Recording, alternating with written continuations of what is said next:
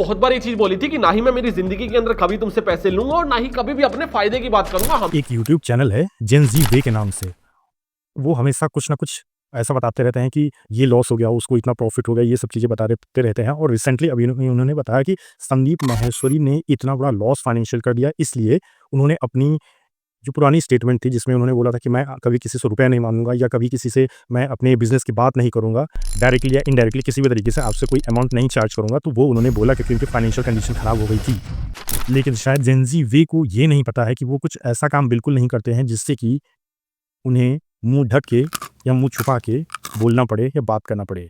शायद इन्हें पता नहीं है कि संदीप माहेश्वरी एक सिर्फ यूट्यूब चैनल नहीं है, बल्कि वो कई हज़ारों लोगों की सोच है।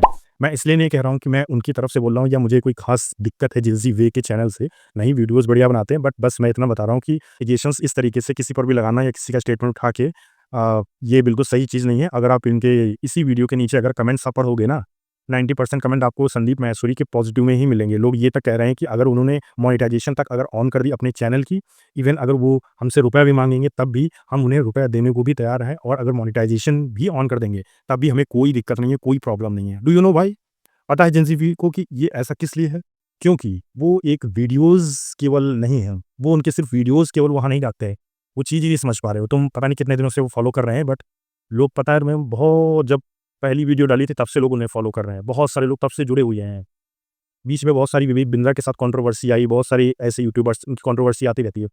वो हर एक जो यूट्यूबर को बुलाते थे, वहाँ भी लाखों लोग चार्ज करते हैं, बट वो यहाँ भी ₹1 नहीं लेते थे, वीडियोज़ पे भी ₹1 नहीं लेते। मैं इसलिए बोल रहा हूँ क्योंकि वो आउट ऑफ द वे, वो आउट ऑफ द बॉक्स एक वर्क कर रहे हैं।